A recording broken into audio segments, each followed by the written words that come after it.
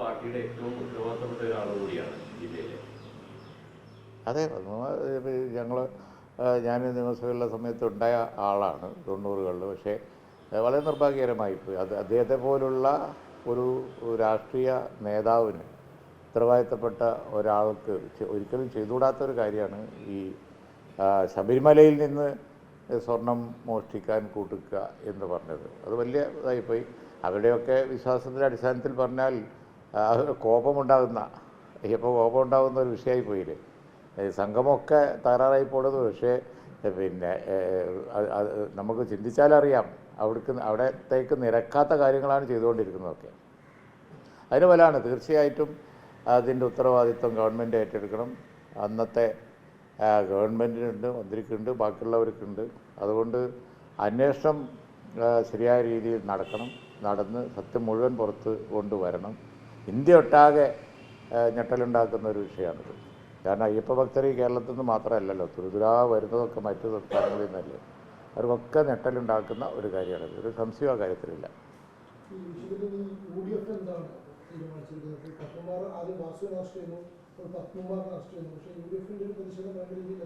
U D F ഇത് വലിയ വിഷയമാക്കും. ശബരിമലയോട് ബന്ധപ്പെട്ട ഏത് വിഷയം യു ഡി എഫ് വലിയ വിഷയമാക്കിയിട്ടുണ്ട്. സ്ത്രീ പ്രവേശനം വന്നപ്പോൾ ഞങ്ങളത് വലിയ ക്യാമ്പയിനാക്കിയല്ലോ. അതിൻ്റെ പ്രതികരണം അതിൻ്റെ അടുത്ത തെരഞ്ഞെടുപ്പിൽ കാണുകയും ചെയ്തു. കഴിഞ്ഞ പാർലമെൻറ്റ് തെരഞ്ഞെടുപ്പിലും അത് കണ്ടു. ഇപ്പോൾ സംസ്ഥാനത്ത് നിലനിൽക്കുന്ന രാഷ്ട്രീയ സാഹചര്യം എന്ന് പറയുന്നത് ഈ വക കാര്യങ്ങളിൽ അമർഷം പ്രകടിപ്പിക്കാനുള്ള അവസരം ലഭിക്കുന്നു എന്നുള്ളതാണ്. അത് ഈ ലോക്കൽ ബോഡി ഇലക്ഷനിൽ കാണും, യാതൊരു സംശയമില്ല. തദ്ദേശ തെരഞ്ഞെടുപ്പിലെ നാമനിർദ്ദേശ പത്രിക സമർപ്പിക്കാൻ നാളെ ആണ് അവസാനം. ഏകദേശം എല്ലാ UDF പൂർണ്ണമായിട്ടും സജ്ജമാണോ? തമ്മിലുള്ള UDFിന്റെ അകത്തുള്ള കോൺഗ്രസ് ലീഗ് ഭിന്നത ഇതൊക്കെ പരിഹരിക്കപ്പെട്ടിട്ടുണ്ടോ? 100%?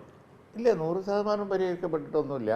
ഇന്നും നാളെയൊക്കെ ചർച്ചയുണ്ട്. പരിഹരിക്കപ്പെടും എന്നാണ് വിശ്വസിക്കുന്നത്. പല ജില്ലകളിലും ഇനിയും കാര്യങ്ങൾ തീരുമാനിക്കാനുണ്ട്. ഈ മലബാർ ഭാഗത്തൊക്കെ ഞങ്ങൾ നോക്കുമ്പോൾ മിക്കവാറുമൊക്കെ കാര്യങ്ങൾ ശുഭമാണ്. എന്നാൽ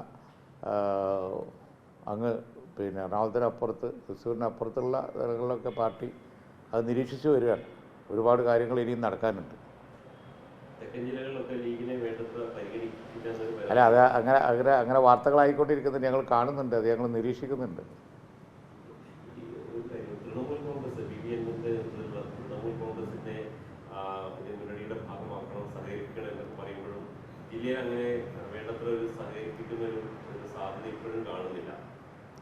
അല്ല, പ്രാദേശിക തെരഞ്ഞെടുപ്പല്ലേ, പ്രാദേശികമായി വലിയ തരത്തിൽ മുമ്പ് ചിന്തിക്കാത്തൊരു കാര്യമാണല്ലോ. അപ്പോൾ അതുകൊണ്ട് അത് 100% ആയി കാണൂല.